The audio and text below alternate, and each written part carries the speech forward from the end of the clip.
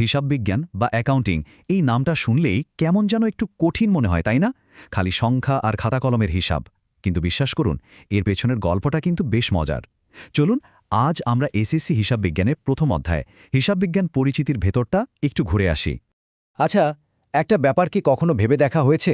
ধরুন, একটা ব্যবসার যদি কথা বলার ক্ষমতা থাকত, সে যদি নিজের ভালো মন্দের গল্পটা আমাদের শোনাতে চাইত, তাহলে কিভাবে শোনাত? উত্তরটা কিন্তু একদম সহজ, কিন্তু দারুণ কাজের। ব্যবসা কথা বলে হিসাব বিজ্ঞানের ভাষায়। হ্যাঁ, এটাই সেই ভাষা যা দিয়ে একটা ব্যবসা তার সব লাভ লোকসান, তার সব দেনা পাওনার গল্পটা আমাদের সামনে তুলে ধরে। তো আজকের আলোচনায় আমরা কি দেখব? প্রথমে জানব হিসাববিজ্ঞানকে কেন ব্যবসায়ের ভাষা বলা হয়, তারপর দেখব এর শুরুটা কিভাবে হলো, এরপর জানব এই তথ্যগুলো কারা ব্যবহার করে, আর সবশেষে দেখব এটা কিভাবে আমাদের মধ্যে মূল্যবোধ আর জবাবদিহিতা তৈরি করে। আর একদম শেষে থাকবে পুরো আলোচনার একটা ছোট্ট সারসংক্ষেপ। তো চলুন শুরু করা যাক। যে কোনো ভাষা শিখতে গেলে যেমন আগে তার ভিত্তিটা জানতে হয়, ঠিক তেমনি হিসাববিজ্ঞান বুঝতে হলে আগে জানতে হবে এটা আসলে কি আর এর দরকারটাই বা কেন। বইয়ের ভাষায় বললে হিসাববিজ্ঞান হলো একটা প্রক্রিয়া, কিন্তু সহজ করে ভাবা যাক। ধরুন একটা ব্যবসা, সেখানে সারাদিন কত কেনা বেচা হয়, টাকা আসে টাকা যায়, তাই না? তো হিসাববিজ্ঞানের কাজ হলো এই সব আর্থিক ঘটনাগুলোকে প্রথমে চেনা, তারপর সেগুলোকে সুন্দর করে খাতায় লিখে রাখা, এরপর কোনটা কোন ধরনের খরচ বা আয় সে অনুযায়ী সাজানো, এবং সবশেষে একটা নির্দিষ্ট সময় পর পুরোটার একটা ফলাফল বের করা। মানে এটা শুধু হিসাব লেখা না, এটা ব্যবসার একটা পুরো চিত্র তুলে ধরার পদ্ধতি। তাহলে বোঝাই যাচ্ছে হিসাববিজ্ঞানের উদ্দেশ্যটা কিন্তু বেশ বড়। এটা শুধু লেনদেনের হিসাব রাখে তাই না, এর মাধ্যমে একটা প্রতিষ্ঠানের লাভ বা ক্ষতি কত হলো সেটা জানা যায়, হাতে কত টাকা আছে বা কি পরিমাণ সম্পদ আছে সেটাও বোঝা যায়। শুধু তাই নয়, অপ্রয়োজনীয় খরচ কমানো, যে কোনো জালিয়াতি বা ভুলচুক ধরা, আর এই সব তথ্য ব্যবহার করে সঠিক সিদ্ধান্ত নেওয়া, এমনকি সরকারকে কর বা ভ্যাট ঠিক করতে সাহায্য করা, এই সব কিছুই কিন্তু হিসাববিজ্ঞানের উদ্দেশ্যের মধ্যে পড়ে। আচ্ছা, এই যে এত কাজের একটা বিষয়, এর শুরুটা কিভাবে হলো? চলুন এর পেছনের গল্পটা একটু জেনে আসা যাক। হিসাব রাখার অভ্যাস কিন্তু মানুষের অনেক পুরনো। সেই গুহাবাসী মানুষও হয়তো পাথরের গায়ে দাগ কেচে তাদের শিকারের হিসাব রাখত।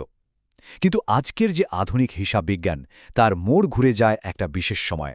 আর সেই সময়টা হল ১৪৯৪ সাল। এই ১৪৯৪ সালেই ইতালির একজন গণিতবিদ নাম লুকা প্যাসিওলি একটা দারুণ পদ্ধতির কথা বলেন, আর সেটাই হল দুতরফা দাখিলা পদ্ধতি। এই পদ্ধতির মূল কথাটা একদম সহজ। প্রত্যেকটা লেনদেনের দুটো পক্ষ থাকবে। একটা পক্ষ সুবিধা পাবে, যাকে আমরা বলি ডেবিট, আর অন্য পক্ষ সুবিধা দেবে, যাকে বলা হয় ক্রেডিট। আর এই একটা ধারণাই কিন্তু আজকের পুরো অ্যাকাউন্টিং সিস্টেমের ভিত্তি। তো হিসাববিজ্ঞান কি আর কোত্থেকে এলো তা তো জানা গেল।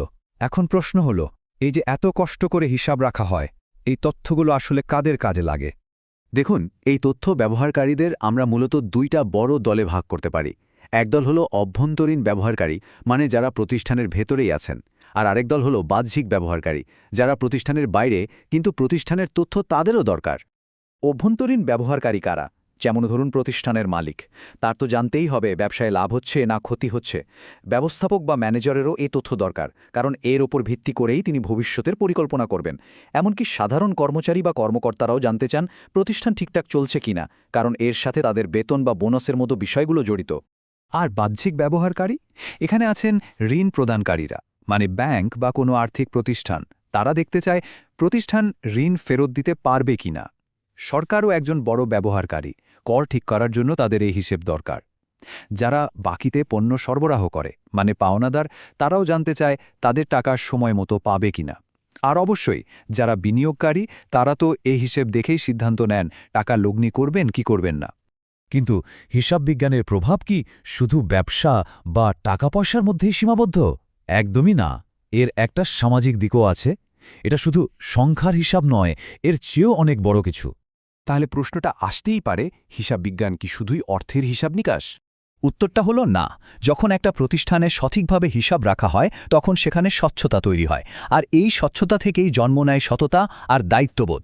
যখন সবাই জানে যে প্রতিটি টাকার হিসাব দিতে হবে, তখন জালিয়াতি বা প্রতারণার প্রবণতাও কমে যায়। সময়মতো ঋণ পরিশোধ করার একটা সচেতনতা তৈরি হয়। আর এই সবকিছু মিলেই তৈরি হয় জবাবদিহিতা, মানে প্রত্যেকে তার কাজের জন্য দায়বদ্ধ থাকে।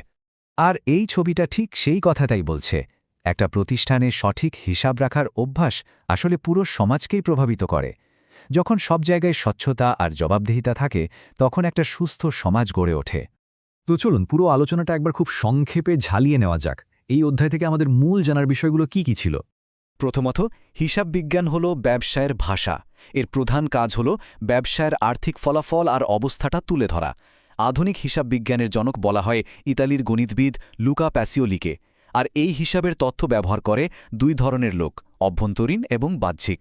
আর সবচেয়ে গুরুত্বপূর্ণ বিষয় হল হিসাববিজ্ঞান শুধু ব্যবসাই নয়, সমাজে সততা ও জবাবদিহিতার মতো মূল্যবোধ তৈরিতেও সাহায্য করে। সবশেষে একটা চিন্তার বিষয় রেখে যাই। এই যে আমরা হিসাব বিজ্ঞানের মূলনীতিগুলো জানলাম, এগুলো তো শুধু বইয়ের পাতায় বা পরীক্ষার খাতায় সীমাবদ্ধ থাকার জন্য নয়।